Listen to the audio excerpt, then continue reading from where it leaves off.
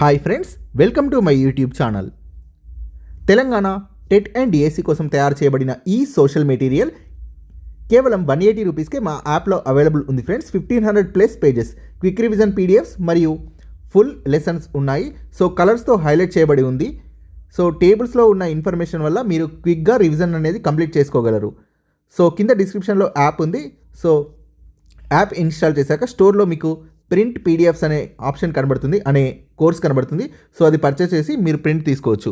So 10th class 19th lesson, ప్రపంచ యుద్ధాల తర్వాత ప్రపంచం, భారతదేశం. సో కింద డిస్క్రిప్షన్లో నా మొబైల్ నెంబర్ కూడా ఉంది. సో ఎలాంటి డౌట్స్ ఉన్నా కాల్ చేయవచ్చు, లేదా వాట్సాప్ అయినా పర్లేదు. ఐక్యరాజ్య సమితి లోగో ఇది 2 ఆలివ్ కొమ్మల మధ్య గ్లోబు. ఈ ఆలివ్ కొమ్మలు అనేవి శాంతికి చిహ్నం.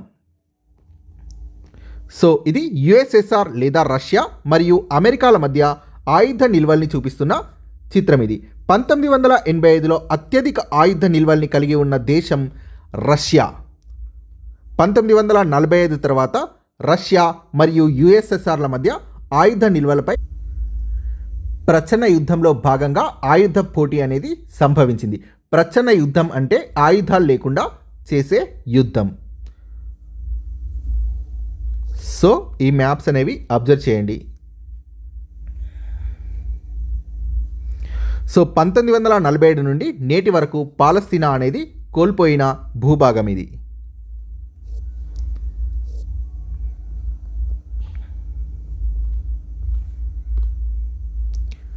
తూర్పు పశ్చిమ జర్మనీలను విభజించిన బెర్లిన్ గోడ. సో బెర్లిన్ గోడ అనేది తూర్పు పశ్చిమ జర్మనీలని విభజించినది. సో దీన్ని పడగొడుతున్న ఫోటో ఇది. సో టెక్స్ట్ బుక్లో ఉన్న పిక్చర్స్ నుంచి కూడా మొన్న క్వశ్చన్స్ అడగడం జరిగింది. సో భారత్ పాక్ల సైనిక ఖర్చు.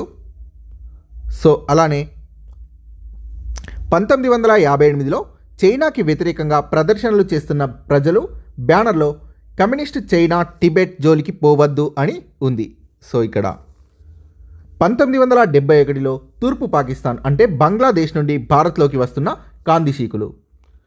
సో లోపల ఎక్స్ప్లెనేషన్ చూద్దాం. సో అలానే యుద్ధం తర్వాత వార్సా నగరం 85% భవనాలు నాశనమయ్యాయి. సో ఐక్యరాజ్య సమితి ప్రధాన కార్యాలయం న్యూయార్క్లో ఉంది. సో ఇది చిత్రాల్లో ఇచ్చిన ఇన్ఫర్మేషన్ ఇవన్నీ. అణుబాంబులు. హిరోషిమాపై వేసిన అణుబాంబు 15 కిలోటన్నులు. నాగసాకిపై వేసిన అణుబాంబు 21 కిలోటన్నులు.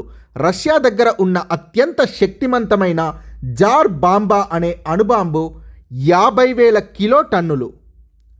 మతం యుద్ధం ముగిసిన తర్వాత ఢిల్లీలో జరిగిన ఒక ప్రదర్శనలో ఇది ముస్లింలు హిందువుల మధ్య యుద్ధంగా పేర్కొంటూ పాకిస్తాన్ మతాన్ని ఉపయోగించుకోవడానికి చేసిన ప్రయత్నాన్ని లాల్ బహదూర్ శాస్త్రి నిరసించాడు. భారత్ లౌకిక రాజ్యం అని గర్వంగా చెప్పినది లాల్ బహదూర్ శాస్త్రి. సో ఇంకా లాల్ బహదూర్ శాస్త్రి ఏం తెలియజేశాడో చూద్దాం. మన దేశ ప్రత్యేకత ఏమిటంటే ఇక్కడ హిందువులు, ముస్లింలు, క్రైస్తవులు, సిక్కులు, పార్సీలు ఇంకా ఎన్నో మతాల ప్రజలున్నారు. ఇక్కడ గుడులు, మసీదులు, గురుద్వారాలు, చర్చిలు ఉన్నాయి. అయితే వీటిని మనం రాజకీయాల్లో జోక్యం చేసుకోనివ్వం. భారత్కి పాక్కి మధ్య ఉన్న తేడా ఇదే. పాకిస్తాన్ తనని తాను ఇస్లామిక్ దేశంగా పేర్కొంటూ మతాన్ని రాజకీయ అంశంగా ఉపయోగించుకుంటోంది. భారత్ ప్రజలు ఏ మతాన్నైనా ఆచరించవచ్చు, ఏ విధంగా అయినా దేవుడిని ఆరాధించవచ్చు. రాజకీయాలకు వచ్చేసరికి ప్రతి ఒక్కరూ భారతీయులే అని లాల్ బహదూర్ శాస్త్రి తెలియజేశారు. 2వ ప్రపంచ యుద్ధ ప్రభావం వేర్వేరు దేశాలపై వేర్వేరు విధాలుగా పడింది. ఐరోపా దేశాలు, ప్రత్యేకించి యుఎస్ఎస్ఆర్, పోలాండ్, యుగోస్లావియాల్లో తమ జనాభాలో 20% వరకు చనిపోయి తీవ్రంగా ప్రభావితమయ్యాయి. సో మళ్ళీ చూద్దాం. తమ జనాభాలో 20% వరకు చనిపోయి తీవ్రంగా ప్రభావితమైన ఐరోపా దేశాలు యుఎస్ఎస్ఆర్, పోలాండ్ మరియు యుగోస్లావియా. నగరాలు, కర్మాగారాలు, గనులు పెద్ద ఎత్తున విధ్వంసం కావడంతో యుఎస్ఎస్ఆర్, ఇతర ఐరోపా దేశాలు ఆర్థికంగా కూడా బాగా నష్టపోయాయి. యుఎస్ఎస్ఆర్లో 1700 పట్టణాలు, 31,000 కర్మాగారాలు, 70,000 గ్రామాలు పూర్తిగా విధ్వంసం అయ్యాయి. సో మళ్ళీ చూద్దాం. యుఎస్ఎస్ఆర్లో పూర్తిగా విధ్వంసం అయినవి. యుఎస్ఎస్ఆర్ అంటే union of Soviet socialist republics. తర్వాత రష్యాగా మారింది. సో యుఎస్ఎస్ఆర్లో పూర్తిగా విధ్వంసమైన పట్టణాలు 1700, కర్మాగారాలు 31,000, గ్రామాలు 70,000. ఇందుకు విరుద్ధంగా అమెరికా భూభాగంపై యుద్ధం జరగలేదు కాబట్టి అమెరికాకి జరిగిన నష్టం తక్కువ. వాస్తవానికి ఆర్థిక మాంద్యం కారణంగా ఏర్పడ్డ ఆర్థిక సంక్షోభం నుండి అమెరికా బయటపడడానికి రెండవ ప్రపంచ యుద్ధం సహాయపడింది. యుద్ధ రంగాలకు దూరంగా ఉండడం వల్ల అమెరికా పరిశ్రమలు, వ్యవసాయం వృద్ధి చెందాయి. రెండవ ప్రపంచ యుద్ధ కాలంలో అమెరికా ఎక్కువ ఉపాధి, అధిక ఉత్పాదకత సాధించింది. 1945 మార్చిలో అమెరికా యొక్క ప్రెసిడెంట్ అయిన హారీ ట్రూమాన్ యుద్ధం వల్ల మనం ప్రపంచంలోకెల్లా శక్తివంతమైన దేశంగా ఆవిర్భవించాం, చరిత్ర మొత్తంలోనే ఇంతటి శక్తివంత దేశం మరొకటి లేదు అని అన్నాడు అమెరికా అధ్యక్షుడు హారీ ట్రూమాన్ 1945 మార్చిలో. యుద్ధ వినాశనానికి గురైన దేశాలు తమ ఆర్థిక పరిస్థితిని పునఃనిర్మించుకుంటున్న క్రమంలో ప్రపంచం కొత్త ప్రక్రియల్ని చూసింది. ఈ ప్రక్రియల్లో ముఖ్యమైనవి 3. 1 ఐక్యరాజ్యసమితి ఏర్పాటు, 2 ప్రచ్ఛన్న యుద్ధం, 3 వలస పాలన నుండి విముక్తి. నాజీ భావాలైన నియంతృత్వం, సామ్రాజ్యవాదాలకు విరుద్ధంగా శాంతి, ప్రజాస్వామ్యం, దేశాల స్వాతంత్ర్యం అన్న సూత్రాల కోసం జరిగినది రెండవ ప్రపంచ యుద్ధం. సో రెండవ ప్రపంచ యుద్ధం దీనికి విరుద్ధంగా ఈ సూత్రాల కోసం జరిగింది. సో కానిదేది అని అడిగే ఛాన్స్ ఉండొచ్చు. సో చాలా కేర్ఫుల్గా చూడండి. రెండవ ప్రపంచం నియంతృత్వానికి, సామ్రాజ్యవాదాలకి విరుద్ధంగా శాంతి, ప్రజాస్వామ్యం, దేశాల స్వాతంత్ర్యం అనే సూత్రాల కోసం జరిగింది. కాబట్టి మొదటి కర్తవ్య నిర్వహణకు అన్ని దేశాల్లో శాంతి, అభివృద్ధి వెల్లివిరిసేలా ఒక ప్రపంచ సంస్థను ఏర్పాటు చేయడం, ఇది ఐక్యరాజ్య సమితి స్థాపనకు దారితీసింది. వలస పాలక శక్తులైన బ్రిటన్, ఫ్రాన్స్ వంటి దేశాలు తమ వలస పాలన విధానాల్ని ఇక సమర్థించుకోలేకపోయాయి. అమెరికాతో పోలిస్తే బ్రిటన్, ఫ్రాన్స్ రాజకీయంగా, ఆర్థికంగా బలహీనం అయ్యాయి. పాత వలస వ్యవస్థ వల్ల వలస పాలిత దేశాలపై వలస పాలక దేశాలకు గుత్తాధిపత్యం కల్పిస్తున్నందువల్ల కూడా దానికి అంతం పలకాలని అమెరికా ఒత్తిడి చేయసాగింది. యుఎస్ఎస్ఆర్తో స్ఫూర్తి పొందిన కమ్యూనిస్ట్ పార్టీలు అనేక దేశాల్లో వలస పాలనపై పోరాటాలు చేయసాగాయి. ఆ విధంగా వలస వ్యతిరేక పోరాటాలకు వెన్నుదన్నుగా నిలబడినది యుఎస్ఎస్ఆర్. వలస వ్యతిరేక పోరాటాలకు సపోర్ట్ చేసింది యుఎస్ఎస్ఆర్. ఈ పరిస్థితుల్లో తమ కింద ఉన్న వలస పాలిత దేశాలకు బ్రిటన్ లాంటి దేశాలు స్వాతంత్ర్యం ఇవ్వక తప్పలేదు. ఈ దేశాలు స్వతంత్రం పొందాక పెట్టుబడిదారీ విధానం, కమ్యూనిజం మధ్య అంటే అమెరికా, రష్యాల మధ్య విభజింపబడ్డ ప్రపంచాన్ని ఎదుర్కోవాల్సి వచ్చింది. ఈ దేశాలు తమ అభివృద్ధికి సొంత మార్గం అనుసరించనివ్వకుండా ఏదో ఒక శిబిరాన్ని ఎంచుకోమని ఒత్తిడి పెరగసాగింది. ఐక్యరాజ్య సమితి యుద్ధం ముగింపు దశకు చేరుకుంటున్న తరుణంలో మిత్ర దేశాల్లో ముఖ్యమైన బ్రిటన్, ఫ్రాన్స్, అమెరికా సంయుక్త రాష్ట్రాలు, సోవియట్, రష్యా, చైనాలు ఐక్యరాజ్య సమితి ఏర్పాటుకు ఒక పత్రాన్ని తయారు చేశాయి. ఐక్యరాజ్య సమితి ఏర్పాటుకు ఒక పత్రాన్ని ఏర్పాటు చేసిన దేశాలు మళ్ళీ చూద్దాం. బ్రిటన్, ఫ్రాన్స్, అమెరికా సంయుక్త రాష్ట్రాలు, సోవియట్, రష్యా మరియు చైనా.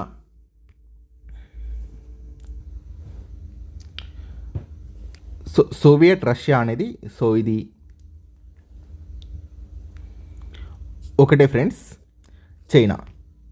ఈ పత్రం యుద్ధాల్ని నివారించి శాంతిని నెలకొల్పే అంశాన్నే కాకుండా ప్రపంచ ప్రజలందరికీ మానవ హక్కులు, ప్రజాస్వామ్యం లభించేలా, పేదరికం, ఆకలి అంతమయ్యేలా చేయడానికి ఈ పత్రం ప్రాధాన్యతనిచ్చింది. ఐక్యరాజ్య సమితి ఏర్పాటు కోసం తయారు చేసిన పత్రం వీటికి ప్రాధాన్యతనిచ్చింది. మళ్ళీ చూద్దాం. యుద్ధాల్ని నివారించి శాంతిని నెలకొల్పడం, ప్రపంచ ప్రజలందరికీ మానవ హక్కులు, ప్రజాస్వామ్యం లభించేలా చేయడం, పేదరికం, ఆకలి అంతమయ్యేలా చేయడం. ఐక్యరాజ్య సమితి 2 ఉద్దేశాలతో ఏర్పడింది: శాశ్వత శాంతి మరియు మానవ అభివృద్ధి. అదే సమయంలో ఐక్యరాజ్య సమితి దేశాల స్వయం ప్రతిపత్తిని గుర్తించి ప్రపంచ శాంతికి ముప్పు లేదా తీవ్ర మానవ హక్కుల ఉల్లంఘన వంటి సందర్భాల్లో జోక్యం చేసుకుంటుంది. దేశాల యొక్క అంతర్గత వ్యవహారాల్లో జోక్యం చేసుకోను అని ఐక్యరాజ్య సమితి మాట ఇచ్చింది. ఐక్యరాజ్య సమితి ఏర్పడ్డప్పుడు దాంట్లో 51 దేశాలుండగా ప్రస్తుతం అంటే 2016లో లేదా ప్రస్తుతం 2024 అయినా 193 దేశాలు సభ్యులుగా ఉన్నాయి. ఆ తర్వాత దశాబ్దంలో వలస పాలక శక్తుల నుండి స్వాతంత్ర్యం పొందిన దేశాలు ఐక్యరాజ్య సమితిలో చేరాయి. ఐక్యరాజ్య సమితి యొక్క ప్రధాన కార్యాలయం న్యూయార్క్లో ఉంది. 6 వేర్వేరు సంస్థల ద్వారా ఐక్యరాజ్య సమితి పనిచేస్తుంది. ఒక్కొక్క సంస్థకి శాంతి భద్రతల్ని కాపాడడం, విద్య, ఆరోగ్య సదుపాయాల్ని మెరుగుపరచడం, పేదరికాన్ని నిర్మూలించడం, అంతర్జాతీయ నేరాల నేపథ్యంలో న్యాయాన్ని అందించడం వంటి ప్రత్యేక విధులున్నాయి. ఈ విధులకు బాధ్యత వహించే కొన్ని సంస్థలు: అంతర్జాతీయ న్యాయస్థానం International Court of Justice, headquarters Hague. World Health Organization జెనీవాలో ఉంది. ఐరాసా విద్యా విజ్ఞాన శాస్త్ర సాంస్కృతిక సంస్థ. ఐక్యరాజ్య సమితి విద్యా విజ్ఞాన శాస్త్ర సాంస్కృతిక సంస్థ. UNESCO United nations educational, scientific and cultural organisation. Head quarters Paris, France. ఐక్యరాజ్య సమితి బాలల నిధి సంస్థ. United nations children's fund. United nations children's fund. ఐక్యరాజ్య సమితి బాలల నిధి సంస్థ New York. So ICJ Hague, World Health organisation Geneva, UNESCO Paris, UNICEF న్యూయార్క్లో ఉంది. ఐక్యరాజ్య సమితి ముఖ్య అధికారి అయిన సెక్రటరీ జనరల్ ఎన్నికలో అన్ని దేశాలు పాల్గొంటాయి. ప్రస్తుత ఐక్యరాజ్య సమితి సెక్రటరీ జనరల్ ఆంటోనియో గుటెరెస్ 2017 నుంచి ఉన్నారు. ఈ పదవి వివిధ దేశాల మధ్య మారుతూ ఉంటుంది. దీని ప్రధాన అంగం అయిన సాధారణ సభలో వివిధ దేశాల మధ్య చర్చలు జరుగుతుంటాయి. సో సాధారణ సభలో వివిధ దేశాల మధ్య చర్చలు జరుగుతుంటాయి. చాలా చాలా ఇంపార్టెంట్. అయితే యుద్ధం, శాంతికి సంబంధించిన నిర్ణయాల్ని భద్రతా సమితిలో తీసుకుంటారు. దీంట్లో శాశ్వత సభ్యులైన చైనా, ఫ్రాన్స్, బ్రిటన్, యుఎస్ఎస్ఆర్ ప్రస్తుత రష్యా మరియు అమెరికాలకు ప్రత్యేక హోదా ఉంది. భద్రతా సమితిలో శాశ్వత సభ్య దేశాలు చైనా, ఫ్రాన్స్, బ్రిటన్, యుఎస్ఎస్ఆర్ ప్రస్తుతం రష్యా మరియు అమెరికా. భద్రతా సమితి తీసుకున్న నిర్ణయాల్ని ఈ 5 దేశాల్లో ఏ ఒక్కటైనా జోక్యం చేసుకుని వీటో చేయవచ్చు, అంటే తిరస్కరించవచ్చు. అనేక ఘర్షణలలో ఈ 5 దేశాల ప్రత్యక్ష పాత్ర ఉండడంతో ఐక్యరాజ్య సమితి ఎలాంటి చర్య తీసుకోకుండా తమకున్న వీటో అధికారంతో అడ్డుకునేవి. కొన్ని సందర్భాల్లో తమ ఆదేశాల్ని పాటించేలా ఐక్యరాజ్య సమితిపై శక్తివంతమైన దేశాలు ఒత్తిడి చేసేవి. అవి ఐక్యరాజ్య సమితిని తమ నియంత్రణతో పనిచేసేలా, మధ్యదారిలో నడిచేలా చేశాయి. ఈ శక్తివంతమైన దేశాలకు ఇచ్చిన ప్రత్యేక అధికారం వల్ల ప్రపంచ శాంతిని కాపాడడంలో ప్రత్యేక పాత్రను, బాధ్యతను ఇచ్చినట్లు అయింది. విద్య, ఆరోగ్యం, సాంస్కృతిక అనుసంధానం, వారసత్వ రక్షణ వంటి రంగాల్లో ఐక్యరాజ్య సమితి చెప్పుకోదగ్గ కృషి చేస్తుండగా యుద్ధాల్ని నివారించడంలో ఈ ఐక్యరాజ్య సమితి అంతగా విజయం సాధించలేకపోయింది. ప్రపంచ ఆధిపత్యానికి అగ్రరాజ్యాల మధ్య పోరులో ఐక్యరాజ్య సమితి తరచూ బందీగా మారింది. 2 శిబిరాలు, ప్రచ్ఛన్న యుద్ధం 1945 నుండి 91 మధ్య. ప్రపంచ యుద్ధానంతర కాలంలో 2 ప్రధాన సైద్ధాంతిక రాజకీయ శిబిరాలు ఏర్పడ్డాయి. యుఎస్ఎస్ఆర్ నేతృత్వంలో కమ్యూనిస్టు శిబిరం, అమెరికా నేతృత్వంలో ప్రజాస్వామిక పెట్టుబడిదారీ శిబిరం ఏర్పడ్డాయి. ఇవి 2 రాజకీయ శిబిరాలు. కమ్యూనిస్టు శిబిరం యుఎస్ఎస్ఆర్ నేతృత్వంలో ఏర్పడింది. ప్రజాస్వామిక పెట్టుబడిదారీ శిబిరం అమెరికాలో ఏర్పడింది. సమానత్వం అన్న భావన, ప్రభుత్వ నియంత్రిత అభివృద్ధి, ఈ సిద్ధాంతాల్ని వ్యతిరేకించే వాళ్ళ అణిచివేత వంటి వాటిని రష్యా అవలంబించింది. ఇంకో వైపున పలు పార్టీల ప్రజాస్వామ్యం, ప్రైవేట్ పెట్టుబడిదారులు, నియంత్రిత అభివృద్ధి అనే భావనల్ని ప్రోత్సహించిన దేశం అమెరికా. తూర్పు యూరప్ అంటే పోలాండ్, హంగరీ, తూర్పు జర్మనీ మొత్తం కూడా యుఎస్ఎస్ఆర్ ప్రభావంలో ఉండగా, కొత్తగా స్వాతంత్ర్యం పొందిన చైనా, వియత్నాం వంటి వలస పాలిత ప్రాంతాలు దానికి సన్నిహితంగా ఉండేవి. పశ్చిమ యూరప్ దేశాలైన బ్రిటన్, ఫ్రాన్స్, స్పెయిన్ వంటివి అమెరికా పక్షాన నిలిచాయి. సో తూర్పు యూరప్ మొత్తం యుఎస్ఎస్ఆర్ ప్రభావంలో ఉండగా, పశ్చిమ యూరప్ అమెరికా పక్షాన ఉంది. పశ్చిమ యూరప్ దేశాలు. సో తూర్పు యూరప్ కింద పోలాండ్, హంగరీ, తూర్పు జర్మనీ మరియు పశ్చిమ యూరప్లో బ్రిటన్, ఫ్రాన్స్, స్పెయిన్. తూర్పు యూరప్ యుఎస్ఎస్ఆర్ పక్షం, పశ్చిమ యూరప్ అమెరికా పక్షం. గుర్తుపెట్టుకోండి. ప్రపంచంలోని మధ్యస్థ దేశాల్ని తమ శిబిరంలో చేర్చుకోవడానికి ఈ 2 అగ్రదేశాలు ఒకదానితో ఒకటి పోటీ పడసాగాయి.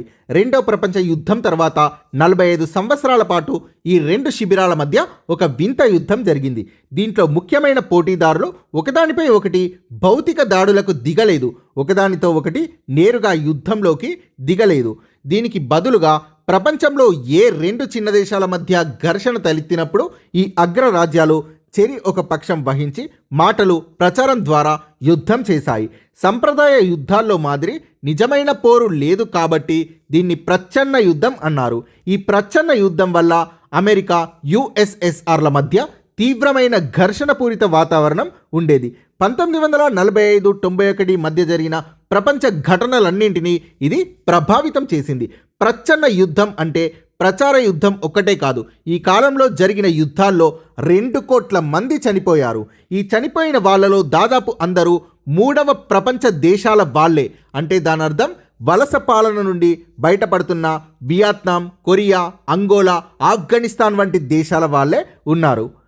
ప్రపంచం 2 శిబిరాలుగా విడిపోయి ఉండడం వల్ల భౌగోళికంగా పక్కపక్కన ఉన్న దేశాలు, ఒకే మూలాలు గల ప్రజలున్న దేశాలు శత్రువులుగా మారి వాటి మధ్య వినాశకరమైన యుద్ధాలు చెలరేగాయి. ప్రచ్ఛన్న యుద్ధ కాలంలో ఈ 2 శిబిరాలు పరోక్ష యుద్ధాలు, సైనిక ఒప్పందాలు, ఆయుధ పోటీ వంటి ఎత్తుగడల్ని అవలంబించాయి. పరోక్ష యుద్ధాలు మొదటి నుండి కూడా స్వాతంత్ర్యం కోసం పోరాడుతున్న దేశాల్ని తమ ప్రాభవంలోకి తీసుకురావడానికి ఈ 2 శిబిరాలు ప్రయత్నించాయి. దీని ఫలితంగా ఆయా దేశాలలో 2 విరోధ బృందాలకు చెరొక శిబిరం మద్దతు ఇవ్వసాగింది. ఉదాహరణకు 1947లో టర్కీ, గ్రీకు దేశాల్లో కమ్యూనిస్టు వ్యతిరేక శక్తులకు మద్దతు ఇచ్చినది హారీ ట్రూమాన్. ఇతడు అమెరికా అధ్యక్షుడు. ఆఫ్రికాలో బెల్జియం వలస పాలన కింద ఉన్న కాంగోకి 1960లో స్వాతంత్రం వచ్చింది. దాని కమ్యూనిస్టు నాయకుడైన పాట్రిస్ లుముంబాను 1961లో చంపేశారు. పోర్చుగల్ నుండి అంగోలా స్వాతంత్రం పొందిన సంవత్సరం 1975. యుఎస్ఎస్ఆర్, క్యూబాల సాయంతో అంగోలాలోని కమ్యూనిస్టులు అధికారాన్ని చేజిక్కించుకున్నారు. లాటిన్ అమెరికాలో ఫిడెల్ కాస్ట్రో అమెరికా మద్దతు ఉన్న ప్రభుత్వానికి వ్యతిరేకంగా విప్లవానికి నాయకత్వం వహించి యుఎస్ఎస్ఆర్ పంథాలో సామ్యవాద వ్యవస్థని నిర్మించడానికి కృషి చేశాడు. దీంతో లాటిన్ అమెరికాలో అనేక దేశాలు ఇదే రకమైన మార్పు కోసం పోరాటాలని చేపట్టడానికి స్ఫూర్తిని పొందాయి. వాళ్లలో అత్యంత ప్రజాదరణ పొందిన చేగువేరా అనే నాయకుడు చంపబడ్డాడు. సోషలిస్టుల నేతృత్వంలో ఎన్నికైన ప్రభుత్వాల్ని కూడా అమెరికా మద్దతుతో ఆ దేశాల సైన్యాధిపతులు పడదోశారు. ఇందుకు ఉదాహరణ చిలీలో ఎస్ అల్లెండి ప్రభుత్వాన్ని పడదోయడం. యుఎస్ఎస్ఆర్ కూడా తన ప్రభావ పరిధిని పెంచుకోవడానికి కృషి చేసింది. ఉదాహరణకు 1950లలో జర్మనీ, హంగరీ, చెకోస్లావేకియా వంటి దేశాల్లో వ్యతిరేకత ఎదురైనప్పుడు యుఎస్ఎస్ఆర్ తన సైన్యాన్ని పంపించి ఆ దేశాల్లో తనకు అనుకూలంగా లేని ప్రభుత్వాల్ని తొలగించి తమతో స్నేహపూర్వకంగా ఉండే ప్రభుత్వాల్ని స్థాపించింది. 1960ల తర్వాత యుఎస్ఎస్ఆర్తో సంబంధాలు తెంచుకోవాలని నిర్ణయించిన దేశం చైనాపై ఒత్తిడి తీసుకురావాలని ప్రయత్నించి విఫలమైనది యుఎస్ఎస్ఆర్. 1971లో ఆఫ్ఘనిస్తాన్పై దాడి చేసి అక్కడ తనకు అనుకూలంగా ఉండే ప్రభుత్వాన్ని నెలకొల్పినది యుఎస్ఎస్ఆర్. దాంతో మత తీవ్రవాదులైన ఆఫ్ఘన్ తిరుగుబాటుదారులకు అమెరికా మద్దతు ఇచ్చింది. ఫలితంగా దీర్ఘకాల పౌర యుద్ధం చెలరేగింది. సో ఒక్కొక్క వర్డ్ కూడా చాలా జాగ్రత్తగా చూడండి. ఏ దేశానికి ఏది సపోర్ట్ ఇచ్చింది అనేది కూడా చాలా చాలా ఇంపార్టెంట్ ఇక్కడ. ఎందుకంటే మనం చూస్తుంది ప్రచ్ఛన్న యుద్ధం కనబడకుండా. సో ఒక దేశం చైనా ఒక దేశానికి సపోర్టు, యుఎస్ఎస్ఆర్ ఒక దేశానికి సపోర్ట్ ఇవ్వగా అమెరికా ఇంకో దేశానికి సపోర్ట్ ఇచ్చింది. సో మొత్తం కూడా ప్రచ్ఛన్న యుద్ధం గురించే చూస్తున్నాం. సో చాలా కేర్ఫుల్గా చూడండి. అంతిమంగా 1985లో ఆఫ్ఘనిస్తాన్ నుండి తమ సైన్యాల్ని ఉపసంహరించుకోవాలని నిర్ణయించుకున్నది యుఎస్ఎస్ఆర్. ఆ తర్వాత మత తీవ్రవాదులైన తాలిబన్లు అధికారంలోకి వచ్చి ఇప్పుడు అమెరికాకు వ్యతిరేకంగా మారారు.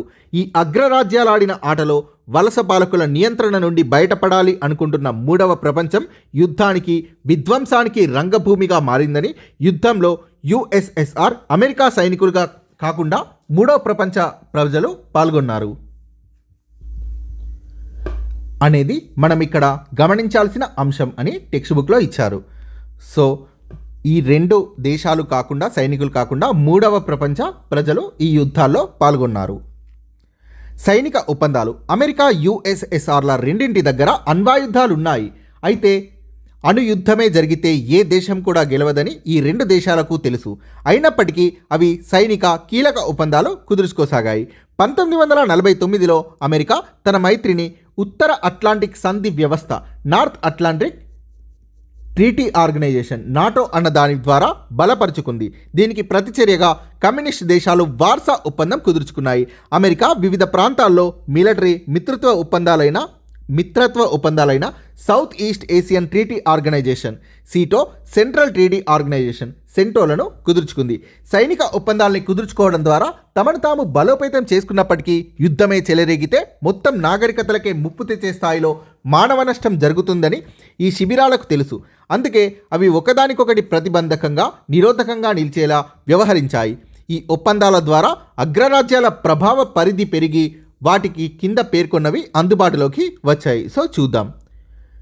చమురు, ఖనిజాల వంటి కీలక వనరులు, తమ ఉత్పత్తులకు మార్కెట్, తమ పెట్టుబడులు పెట్టడానికి ప్రమాదకరం లేని ప్రదేశాలు, తమ సైనికులను ఆయుధాలని ఉపయోగించడానికి సైనిక స్థావరాలు, తమ భావజాల వ్యాప్తి, పెద్ద మొత్తంలోని సైనిక ఖర్చుకి ఆర్థిక మద్దతు. సో ఇవి అగ్రరాజ్యాలకి అందుబాటులోకి వచ్చాయి. ఆయుధ అంతరిక్ష పోటీ, ఆయుధ పరిశోధనలపైన, ఖండాంతర క్షిపణులు, విధ్వంసకర అణ్వాయుధాల నిల్వలపైన పెద్ద ఎత్తున నిధులు ఖర్చు చేసిన దేశాలు అమెరికా, యుఎస్ఎస్ఆర్. ఈ రెండు దేశాల్లో ఒక్కొక్క దాని దగ్గర ప్రపంచాన్ని పలుమార్లు మట్టుబెట్టగల అణ్వాయుధాలు ఉన్నాయి. కాలక్రమంలో వాటి మిత్ర దేశాలైన బ్రిటన్, ఫ్రాన్స్, చైనాలు కూడా అణ్వాయుధాల్ని సమకూర్చుకున్నాయి. గూఢచర్యంలోనూ, క్షిపణుల్ని నిర్దేశించడంలోనూ, ఉపగ్రహాలు దోహదం చేయడంలో ఇప్పుడు పోటీ అంతరిక్షంలోకి కూడా విస్తరించింది. మొదటి ఉపగ్రహం అయిన స్పుత్నిక్ని ప్రయోగించిన దేశం రష్యా. అంతరిక్షంలోకి మొదటి వ్యక్తి యూరి గగారిన్ని పంపించినది రష్యా. దీంతో రెండు అగ్రరాజ్యాల మధ్య ఉపగ్రహాల్ని ప్రయోగించడంలో పోటీ మొదలైంది. నీల్ ఆర్మ్స్ట్రాంగ్ని, ఇతరుల్ని చంద్రమండలం మీదికి పంపడంలో 1969లో సఫలమైన దేశం అమెరికా. యుద్ధం అంచున ప్రత్యర్థి శిబిరాలు విధ్వంసకర ఆయుధాల నిల్వల్ని పెంచుకుంటూ పోవడంతో ప్రపంచం అణ్వాయుధ యుద్ధ విధ్వంస నీడలో భయపడుతూ ఉంది. అన్ని దేశాల ప్రజలు యుద్ధ భయంతో గడపసాగారు. రెండు అగ్రరాజ్యాల మధ్య యుద్ధం అనివార్యం అనిపించిన సందర్భాలు అనేకం ఎదురైనప్పటికీ దౌత్యంతో వీటిని ఎలాగో నివారించగలిగారు.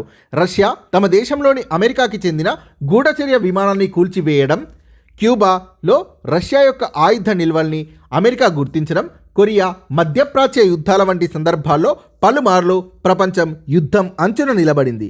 అలీనోద్యమం 1950లలో ప్రపంచం రెండు ప్రత్యర్థి శిబిరాల మధ్య తీవ్ర ఆయుధీకరణకు లోనైంది. రెండు అగ్రరాజ్యాల మధ్య సైనిక ఆధిపత్యం, సైద్ధాంతిక విరోధాలు, ఆర్థిక ఆధిపత్యం కోసం జరిగిన పోటీల కారణంగా ప్రపంచం రెండు ధృవాలుగా విడిపోయింది. ఈ రెండు పక్షాల్లో దేనివైపునా లేకుండా ఉండడానికి అంతగా అవకాశాలు లేకపోయినా కూడా అలాంటి ప్రయత్నం ఒకటి జరిగింది. సో ఈ రెండు పక్షాల్లో ప్రతి దేశం ఏదో ఒక దేశం వైపు నిలబడాల్సి ఉంటుంది. సో అలా ఉండడానికి అవకాశాలు లేకపోయినా అలాంటి ప్రయత్నం ఒకటి జరిగింది. అగ్రరాజ్యాల మధ్య పోటీ వల్ల ఇటీవల వలస పాలన నుండి విముక్తి పొందిన దేశాల సమస్యలైన పేదరికం, అనారోగ్యం, అసమానత్వం, వలసవాదం వంటివి ఏవి పరిష్కారం కాలేదు. కొత్తగా స్వాతంత్ర్యం పొందిన దేశాలు అభద్రతా భావంతో కూడిన పరిస్థితుల నుండి మార్పు కావాలనే ఉద్దేశంతో 1955లో ఇండోనేషియాలోని బాండుంగ్లో ఒక సమావేశం నిర్వహించారు. మొదటి ఆసియా ఆఫ్రికా సమావేశమైన దీనికి హాజరైన దేశాల సంఖ్య 29. ఈ సమావేశానికి హాజరైన ముఖ్య నాయకులు చూద్దాం. మొదటి ఆసియా ఆఫ్రికా సమావేశం. సో ఇది 1955లో జరిగింది. స్థలం బాండుంగ్, ఇండోనేషియా. హాజరైనవి 29 దేశాలు. ఈ సమావేశానికి హాజరైన ముఖ్య నాయకులు నెహ్రూ భారత ప్రధాని, గమల్ అబ్దుల్ నాసర్ ఈజిప్ట్ నాయకుడు, జోసెఫ్ బ్రిజ్ టిటో యుగోస్లావియా నాయకుడు. పండిత్ నెహ్రూని దీనికి అధికార ప్రతినిధిగా గుర్తించారు. ఇది అలీనోద్యమానికి దారితీసింది. ఇది అంటే ఏంటి అని అడగొచ్చు. సో అలీనోద్యమానికి దారితీసింది ఏది అని అడగొచ్చు. సో జాగ్రత్తగా చూడండి. మొదటి ఆసియా ఆఫ్రికా సమావేశం అలీనోద్యమానికి దారితీసింది. ఆసియా, ఆఫ్రికా, ఆ తర్వాత లాటిన్ అమెరికాలో కొత్తగా స్వాతంత్ర్యం పొందిన దేశాల మధ్య సాంస్కృతిక, ఆర్థిక సహకారాన్ని ప్రోత్సహించడానికి అంతర్జాతీయ సంస్థగా అలీనోద్యమం రూపొందింది. అలీనోద్యమం మొదటి సమావేశం 1961 సెప్టెంబర్లో యుగోస్లావియాలోని బెల్గ్రేడ్లో జరిగింది. 1961 సెప్టెంబర్లో యుగోస్లావియాలోని బెల్గ్రేడ్లో అలీనోద్యమం యొక్క మొదటి సమావేశం జరిగింది. దీనికి హాజరైన సభ్యదేశాల సంఖ్య 25. 2012 నాటికి అలీనోద్యమం సభ్యదేశాల సంఖ్య 120 దేశాలకు పెరిగింది. దీంట్లో 17 మంది పరిశీలకులున్నారు. పాఠ్యపుస్తకంలోని చిత్రం అలీనోద్యమ సమావేశం నాటి చిత్రం 1960లో సో ఉన్నది ఎవరంటే జవహర్లాల్ నెహ్రూ భారత ప్రధాని, Gamal Abdul Nasser Egypt, Sukarno Indonesia, Joseph Broz Tito Yugoslavia. So అయితే పాఠ్యపుస్తకంలో అలీనోద్యమ సమావేశం చిత్రం ఇచ్చారు. అందులో 1960 అనే సంవత్సరం ఉంది. సో బట్ అలీనోద్యమం యొక్క మొదటి సమావేశం జరిగింది 1961 సెప్టెంబర్. బట్ పిక్చర్లో ఈ విధంగా ఇచ్చారు, అలీనోద్యమ సమావేశం 1960. సో అలీనోద్యమం మొదటి సమావేశం అని అడిగినప్పుడు సో ఇది చాలా ఇంపార్టెంట్. 1961 సెప్టెంబర్, స్థలం బెల్గ్రేడ్ యుగోస్లావియా, హాజరైన సభ్య దేశాలు 25, 2012 నాటికి సభ్యత్వం పొందిన దేశాలు 120, పరిశీలకులు 17. సో అలీనోద్యమం మొదటి సమావేశం 1961 సెప్టెంబర్లో యుగోస్లావియాలోని బెల్గ్రేడ్లో జరిగింది. దీనికి హాజరైన సభ్య దేశాలు 25, 2012 నాటికి దీని సభ్యత్వం 120కి పెరిగింది. దీంట్లో ఉన్న పరిశీలకులు 17. 3 ముఖ్య ఉద్దేశాలతో మొదటి సమావేశం జరిగింది. 1. అలీనోద్యమ సభ్య దేశాల మధ్య సహకారం, వీటిలో అనేకం కొత్తగా స్వతంత్ర దేశాలయ్యాయి. 2. పెరుగుతున్న ప్రచ్ఛన్న యుద్ధ తీవ్రతలు, మిగిలిన ప్రపంచంపై దాని ప్రభావం, వలస పాలన నుండి విముక్తి అయిన దేశాలు ఏ సైనిక శిబిరంలోనూ చేరకుండా చూడడం. సో ఈ 3 ముఖ్య ఉద్దేశాలతో అలీనోద్యమం మొదటి సమావేశం జరిగింది. 2 అగ్రరాజ్యాలు పోటీ పడుతూ వివిధ దేశాల్ని తమ వైపుకి లాక్కోవడానికి ప్రయత్నిస్తున్న నేపథ్యంలో భారతదేశం వంటి దేశాలు స్వతంత్ర వైఖరిని వ్యక్తపరచడానికి అలీనోద్యమం దోహదపడింది. అగ్రరాజ్యాల్ని ఒకదాన్ని మరోదానికి వ్యతిరేకంగా ఉపయోగించుకొని కొత్తగా అభివృద్ధి చెందిన దేశాలు తమకు కావలసిన సాయాన్ని, స్థానాన్ని పొందగలిగాయి. అలీనోద్యమ దేశాల మధ్య విభేదాల్ని పరిష్కరించుకోవడానికి కూడా ఇది కొంతవరకు దోహదపడింది. 2 అగ్రరాజ్యాలు అలీనోద్యమాన్ని అనుమానపు దృష్టితో చూశాయి. అంతర్జాతీయ అంశాలపై అలీనోద్యమం రష్యాకి దగ్గరగా ఉంది అని అమెరికా భావించేది. ఉదాహరణకు ఆఫ్ఘనిస్తాన్పై సోవియట్ దాడి చేయడం పట్ల స్పందించకపోవడం అలీనోద్యమం యొక్క నిష్పక్ష సిద్ధాంతాలకు భిన్నంగా ఉందని అమెరికా విమర్శించింది. అలీనోద్యమంలోని మరొక బలహీనత దాని సభ్య దేశాలు ఒకదానితో ఒకటి యుద్ధానికి దిగకుండా నివారించలేకపోవడం. ఉదాహరణకు ఇరాన్, ఇరాక్లు 7 సంవత్సరాల సుదీర్ఘ యుద్ధానికి దిగినప్పుడు అలీనోద్యమం ఏమీ చేయలేకపోయింది. ఈ పరిమితులు ఉన్నా కూడా 2 అగ్రరాజ్యాల మధ్య చీలిన ప్రపంచం నేపథ్యంలో కొత్తగా స్వాతంత్ర్యం పొందిన దేశాలు అంతర్జాతీయ వ్యవహారాల్లో స్వతంత్రంగా వ్యవహరించడానికి అలీనోద్యమం సహాయపడింది. పశ్చిమ ఆసియా ఘర్షణలు, ఆసియా పశ్చిమ ప్రాంతాన్ని పశ్చిమ ఆసియా అంటారు. ఇదే ప్రాంతాన్ని మధ్యప్రాచ్యం అని కూడా అంటారు. అరబ్బులు, యూదుల మధ్య ఏర్పడ్డ ఘర్షణలను పశ్చిమ ఆసియా సంక్షోభం అని అంటారు. ఇది పాలస్తీనా ఆక్రమణకు సంబంధించింది. పశ్చిమ ఆసియా సంక్షోభం అనేది ప్రధానంగా పాలస్తీనా ఆక్రమణకు సంబంధించినది. అరబ్బులు నివాసం ఉంటున్న పాలస్తీనా 2వ ప్రపంచ యుద్ధానికి ముందు బ్రిటిష్ కంట్రోల్లో ఉండేది. అక్కడ ఉన్న జెరూసలేం యూదులు, క్రైస్తవులు, ముస్లింలందరికీ పవిత్రమైన స్థలం. సో చాలా ఇంపార్టెంట్. జెరూసలేం ఈ క్రింది ఏ మతస్థులకు పవిత్ర స్థలం అని అడగొచ్చు. సో గుర్తుపెట్టుకోండి, యూదులు, క్రైస్తవులు, ముస్లింలందరికీ పవిత్ర స్థలం. యూదులు పాలస్తీనాను తమ వాగ్దత్త భూమిగా పరిగణిస్తారు. సో పాలస్తీనా అంటే వాగ్దత్త భూమి. ప్రాచీన కాలంలో అక్కడి నుండి వాళ్లను నిర్వాసితుల్ని చేయడంతో వారు యూరప్, ఆసియా అంతటా వలసలు పోయారు. యేసుక్రీస్తుని శిలువ వేయడానికి యూదుల్ని బాధ్యుల్ని చేసి యూరప్లో ఉన్న క్రైస్తవులు వాళ్ళను వేధింపులకు గురి చేసేవాళ్ళు. జర్మనీలో నాజీ పాలన కింద లక్షలాది యూదుల్ని చంపడం, జైలుపాలు చేయడం దీనికి పరాకాష్ట. ప్రపంచవ్యాప్తంగా ఉన్న యూదులను ఏకం చేసి తమ మాతృభూమి అయిన పాలస్తీనాను తిరిగి పొంది యూదులకు ప్రత్యేక దేశాన్ని నిర్మించడానికి యూదుల్లో మొదలైన ఉద్యమం జియానిస్ట్ ఉద్యమం. యూదులలో మొదలైన ఉద్యమం జియానిస్ట్ ఉద్యమం దేనికి సంబంధించింది అని అడగవచ్చు. సో యూదులకు సంబంధించింది. యూదులకు ప్రత్యేక దేశాన్ని నిర్మించడానికి యూదుల్లో మొదలైన ఉద్యమం. 1945లో దీనికి పాశ్చాత్య శక్తుల మద్దతు కూడా లభించింది. అయితే అప్పటికే పాలస్తీనియన్లు అక్కడ నివసిస్తున్నారు. సో పాలస్తీనియన్లో ఎక్కువ మంది అరబ్ ముస్లింలు ఉన్నారు. దీంతో ఆ ప్రాంతం కోసం ఇరు ప్రజల మధ్య ఘర్షణ మొదలైంది. పాలస్తీనా కోసం మధ్యప్రాచ్యంలో, ప్రత్యేకించి అరబ్ ద్వీప ఖండంలో పెద్ద ఎత్తున చమురు నిల్వల్ని కనుగొనడంతో సమస్య మరింత సంక్లిష్ట రూపం దాల్చింది. అమెరికా, యుఎస్ఎస్ఆర్లు ఈ ప్రాంతాన్ని తమ ప్రాభవంలోకి తీసుకోవాలని ప్రయత్నించాయి. ఇతరులు దానిపై నియంత్రణ సాధించకుండా అడ్డుకున్నాయి. 1947లో ఐక్యరాజ్య సమితి ఒక తీర్మానం ఆమోదించింది. దీని ప్రకారం పాలస్తీనాను 2 భాగాలుగా చేసి ఒకటి అరబ్బులకు, మరొకటి యూదులకు కేటాయించారు. 1948లో బ్రిటన్ తన సైన్యాల్ని పాలస్తీనా నుండి ఉపసంహరించుకుంది. యూదుల కోసం ఏర్పడిన దేశం ఇజ్రాయెల్. అరబ్బులు తమ మాతృభూమిని వదులుకోవడానికి అంగీకరించలేదు. ఇజ్రాయెల్ని చట్టబద్ధ దేశంగా గుర్తించడానికి అరబ్బులు తిరస్కరించారు. పాలస్తీనా పట్ల ఇజ్రాయెల్ దేశం అవలంబించిన విధానాలు విద్వేషాల్ని మరింతగా రెచ్చగొట్టాయి. అరబ్బులు తమ ఆస్తులు, ఇల్లు వదిలి వెళ్ళి ఇతర అరబ్బు దేశాల్లో కాందిశీకులుగా ఆశ్రయం పొందారు. ఈజిప్ట్ ప్రెసిడెంట్ గమల్ అబ్దుల్ నాసర్ 1918 నుండి 70 మధ్య అరబ్బుల్ని ఏకం చేయడానికి ప్రయత్నించారు. ఈజిప్ట్ ప్రెసిడెంట్ అయిన గమల్ అబ్దుల్ నాసర్ అరబ్బుల్ని ఏకం చేయడానికి ప్రయత్నించాడు. ఇజ్రాయెల్లోని బహిరంగ ప్రదేశాల్లో పేలుళ్లు చేపట్టడానికి ఆత్మాహుతి దళాల్ని ఏర్పాటు చేసినది గమల్ అబ్దుల్ నాసర్. 1956లో పాశ్చాత్య దేశాల మద్దతుతో ఈజిప్టుపై దాడి చేసినది ఇజ్రాయెల్.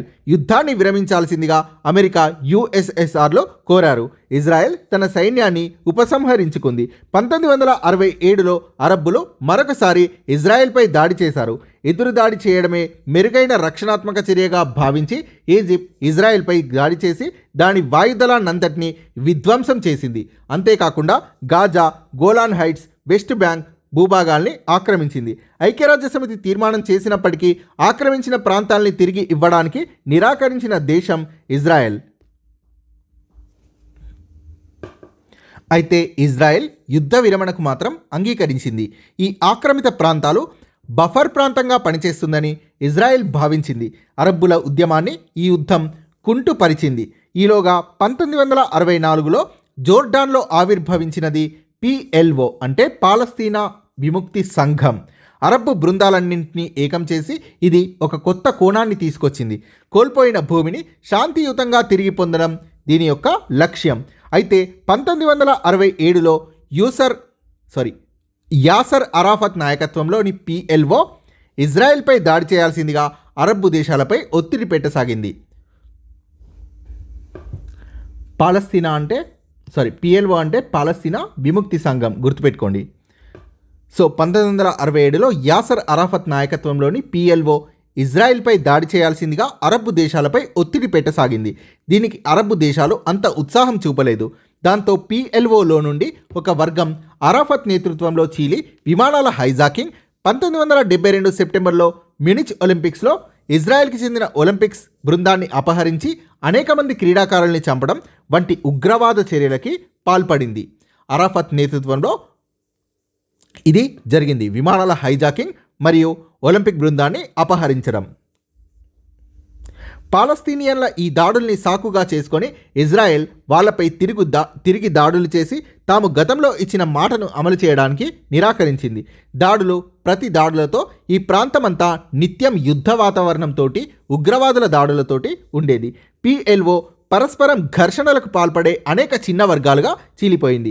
అంతిమంగా అరాఫత్ ఉగ్రవాదాన్ని విడిచిపెట్టి ఇజ్రాయెల్ని గుర్తించడం ద్వారా శాంతియుత పరిష్కారం కనుగొనడానికి అంగీకరించాడు.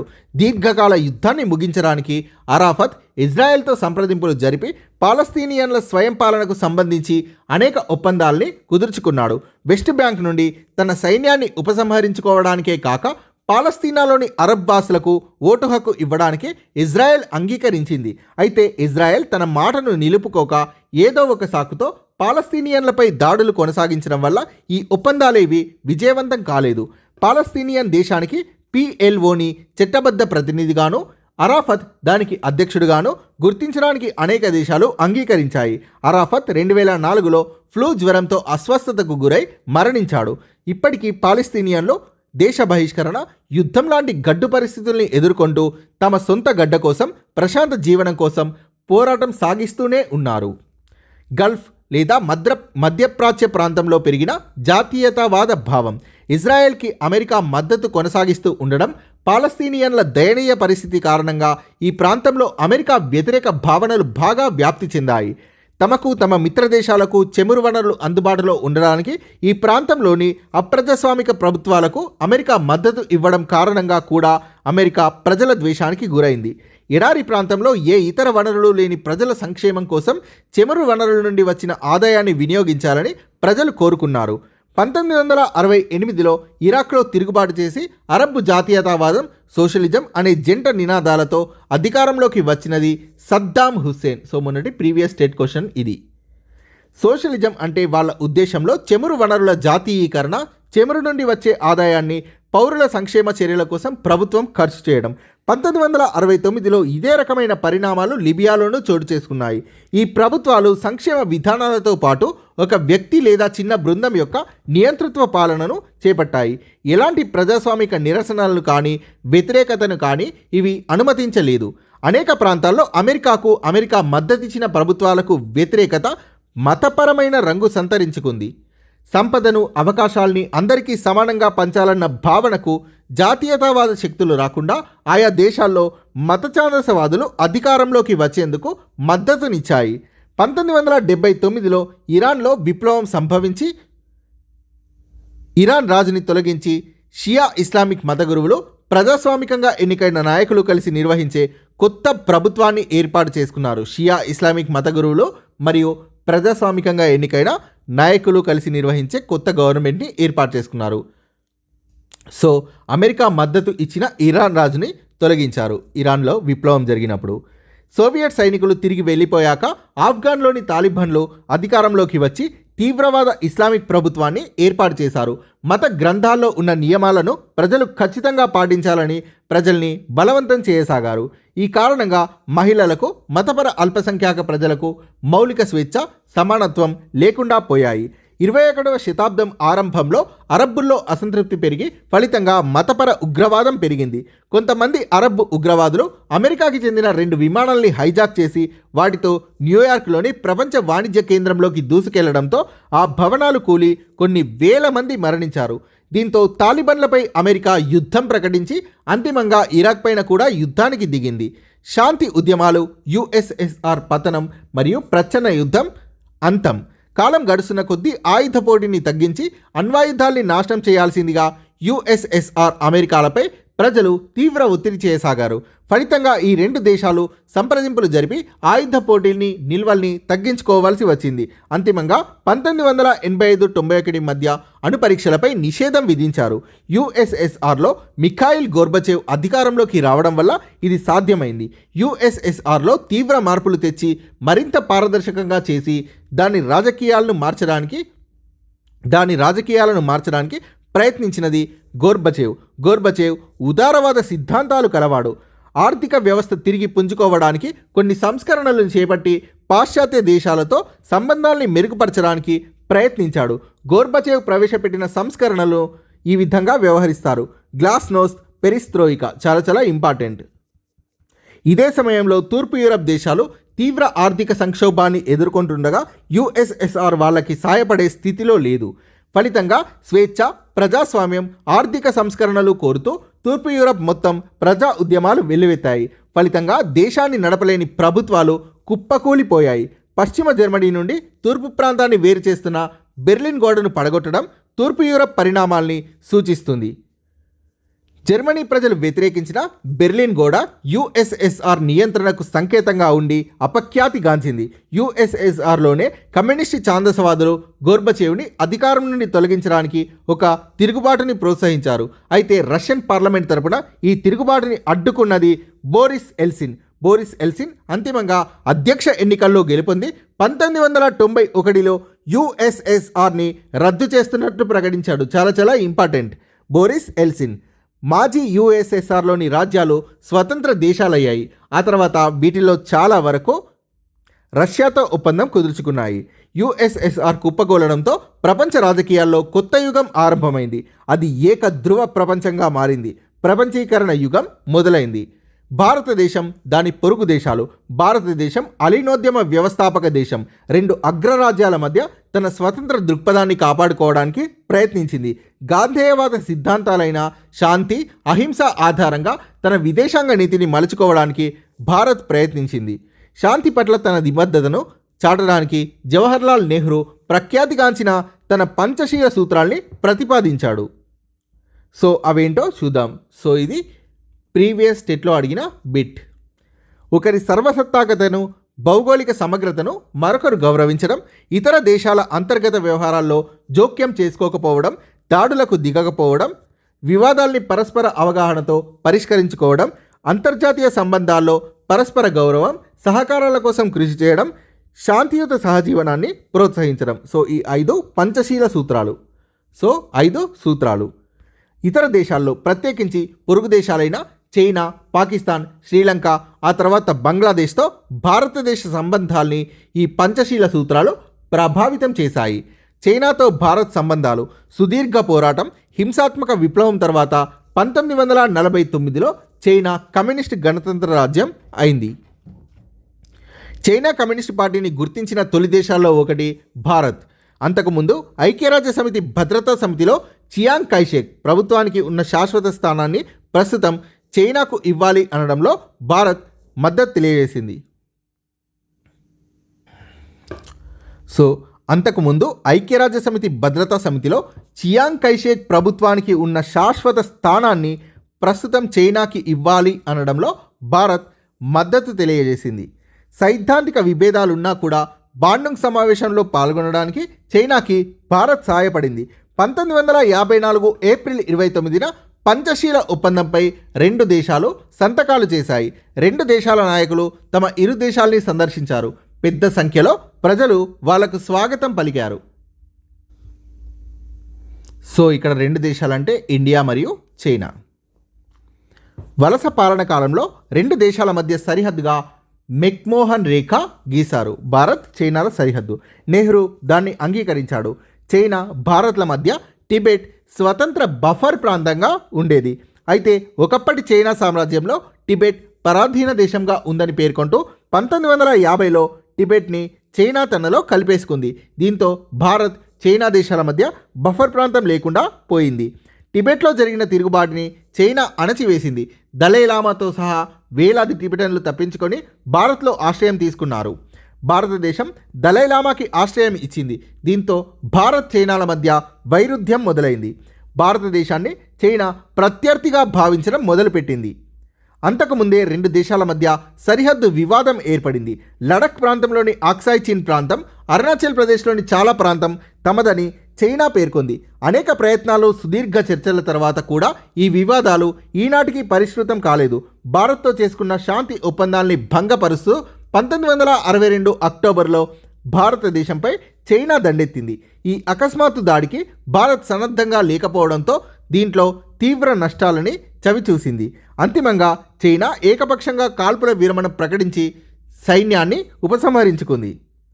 తిరిగి సాధారణ సంబంధాలు నెలకొనడానికి దశాబ్ద కాలానికి పైగా పట్టింది. పూర్తిస్థాయి దౌత్య సంబంధాలు 1976లో కానీ నెలకొనలేదు. ప్రస్తుతం 2 దేశాలు ఆసియాలో బలపడుతున్న శక్తులుగా, ఆర్థికంగా ఉన్నత స్థానంలో ఉన్నవిగా గుర్తింపబడుతున్నాయి. ప్రపంచంలోనే ముఖ్య ఆర్థిక, రాజకీయ శక్తిగా ఎదగాలన్న కోరిక ప్రస్తుతం 2 దేశాలకి ఉంది. దాంతో ఇవి ఒకదానిని ఒకటి రాజకీయ, ఆర్థిక పోటీదారుగా కూడా పరిగణిస్తున్నాయి. సరిహద్దుల వద్ద చెదురుమదురు ఘటనలు జరుగుతున్నా కూడా శాంతి సామరస్యాలు నెలకొనేలా ఇరు ప్రభుత్వాల చర్యలు తీసుకుంటున్నాయి. పాకిస్తాన్తో భారత్ సంబంధాలు విభజన తర్వాత 2 దేశాల మధ్య నిరంతరం ఘర్షణలు కొనసాగుతున్నాయి. కాశ్మీర్ రెండింటి మధ్య ముఖ్యమైన వివాదాంశంగా పరిణమించింది. 2 దేశాల మధ్య మొదటి యుద్ధం కాశ్మీర్ కోసం జరిగింది. 1947-48 మధ్య జరిగింది మొదటి యుద్ధం కాశ్మీర్ కోసం. అయితే ఇది సమస్యను పరిష్కరించలేదు. యుద్ధం వల్ల కాశ్మీర్ 2గా విభజింపబడింది. పాకిస్తాన్ ఆక్రమిత కాశ్మీర్, POK అంటే పాక్ ఆక్యుపైడ్ కాశ్మీర్, భారత్లోని జమ్మూ కాశ్మీర్ రాష్ట్రం. ఈ రెండింటిని వాస్తవాధీన రేఖ విడదీస్తుంది. పాక్ ఆక్రమించుకున్న కాశ్మీర్ మరియు భారత్లోని జమ్మూ కాశ్మీర్లని విడదీస్తున్న రేఖ వాస్తవాధీన రేఖ. 1965లో భారత్కి ప్రధానిగా ఉన్నది లాల్ బహదూర్ శాస్త్రి. పాకిస్తాన్లో సైనిక నియంత జనరల్ ఆయుబ్ ఖాన్ అధికారంలో ఉన్నాడు. కాశ్మీర్ను విముక్తి చేయడం అన్న పేరుతో భారత్పై దాడి చేస్తే కాశ్మీర్లో తిరుగుబాటు సంభవిస్తుందని ఆయుబ్ ఖాన్ ఆదేశించాడు. అయితే కాశ్మీర్ ప్రజలు ఇందుకు స్పందించలేదు. యుద్ధంలో భారత ప్రభుత్వానికి సాయం చేశారు. లాహోర్ని లక్ష్యంగా చేసుకొని పంజాబ్ నుండి భారత్ యుద్ధం చేయడంతో కాశ్మీర్ నుండి పాకిస్తాన్ వెనక్కి తగ్గాల్సి వచ్చింది. లాహోర్ని లక్ష్యంగా చేసుకొని పంజాబ్ నుండి భారత్ యుద్ధం చేయడంతో కాశ్మీర్ నుండి పాకిస్తాన్ వెనక్కి తగ్గాల్సి వచ్చింది. కాల్పుల విరమణకు అంగీకరించేట్లు రెండు దేశాల్ని ఒప్పించిన ఐక్యరాజ్యసమితి సెక్రటరీ జనరల్ యుథాండ్ కాల్పుల విరమణ తర్వాత 1966లో తాష్కెంట్లో రెండు దేశాల ప్రధాన మంత్రులు ఒక ఒప్పందంపై సంతకాలు చేశారు. 1970 ఆరంభంలో పాకిస్తాన్ తీవ్ర అంతర్గత సంక్షోభాన్ని ఎదుర్కొంది. పాకిస్తాన్లో సైనిక నియంత అయిన జనరల్ యాహ్యా ఖాన్ ప్రజాస్వామిక ప్రభుత్వాన్ని ఏర్పాటు చేస్తానని మాటిచ్చి ఎన్నికలకు ఆదేశించాడు. ఎన్నికల్లో ప్రజల తీర్పు భిన్నంగా వచ్చింది. పశ్చిమ పాకిస్తాన్లో జుల్ఫికర్ అలీ భుట్టో గెలవగా, తూర్పు పాకిస్తాన్లో షేక్ ముజిబుర్ రహమాన్ నాయకత్వంలోని అవామీ లీగ్ విజయం సాధించింది. అయితే ఈ ఎన్నికల తీర్పుకి కానీ తూర్పు పాకిస్తాన్కి మరింత స్వయం ప్రతిపత్తి ఇచ్చేదానికి కానీ పాకిస్తాన్ ప్రభుత్వం అంగీకరించలేదు. దానికి బదులుగా ముజిబుర్ రెహమాన్ని అరెస్ట్ చేసి అణచివేతకు పూనుకున్నారు. తూర్పు పాకిస్తాన్ నుండి వేలాది కాందిశీకులు భారత్కి రాసాగారు. ముజిబుర్ రెహమాన్ మద్దతుదారులు ముక్తిబాహిని పేరుతో విముక్తి పోరాటాన్ని చేపట్టారు. భారత ప్రధాని శ్రీమతి ఇందిరాగాంధీ దీనికి మద్దతుగా నిలవడమే కాకుండా అంతర్జాతీయ మద్దతును కూడా కూడగట్టడానికి ప్రయత్నించింది. భారత్కి మద్దతుగా నిలిచిన యుఎస్ఎస్ఆర్తో మైత్రి ఒప్పందంపై భారతదేశం సంతకం చేసింది. 1971 డిసెంబర్లో పాకిస్తాన్తో పూర్తిస్థాయి యుద్ధం చెలరేగింది. తూర్పు పాకిస్తాన్ విముక్తి చెంది బంగ్లాదేశ్గా ఏర్పడింది. దీంతో భారతదేశం కాల్పుల విరమణ ప్రకటించడంతో యుద్ధం ముగిసింది. తర్వాత జుల్ఫికర్ అలీ భుట్టో ప్రధాని ఇందిరాగాంధీ నేతృత్వంలో రెండు దేశాల మధ్య సిమ్లా ఒప్పందం కుదిరింది. 1971 యుద్ధం తర్వాత రెండు దేశాల మధ్య బహిరంగ యుద్ధం ఏదీ జరగలేదు. కానీ సరిహద్దు వెంట అనేకసార్లు కాల్పులు, ఘర్షణలు చోటు చేసుకున్నాయి. 1999లో జరిగిన కార్గిల్ యుద్ధంలో పాకిస్తాన్ సైన్యం సాయంతో భారత వ్యతిరేక తీవ్రవాదులు భారత భూభాగాల్ని ఆక్రమించుకోగా వాళ్లను సైనిక చర్యతో తిప్పికొట్టాల్సి వచ్చింది. సో ఈ కార్గిల్ యుద్ధానికి సంబంధించి పాకిస్తాన్ వాళ్ళ గురించి భారతదేశ సైన్యానికి సమాచారం ఇచ్చిన తాషీ నామ్గ్యాల్ ఇటీవల మరణించారు. సో భారతదేశ సరిహద్దు రాష్ట్రాలైన పంజాబ్, జమ్మూ కాశ్మీర్లలో పాకిస్తాన్ వేర్పాటు ఉద్యమాల్ని బలపరుస్తూ వస్తోంది.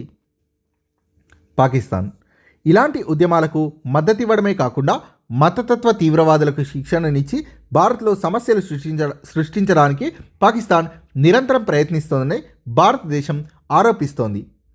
అందుకు బదులుగా భారత్ తమ దేశంలో అస్థిరత సృష్టిస్తోందని, అణ్వాయుధాలు, ఇతర ఆయుధాల నిల్వల ద్వారా, సైనిక చర్య ద్వారా తనను నిత్యం బెదిరిస్తోందని పాకిస్తాన్ ఆరోపణలు చేస్తోంది.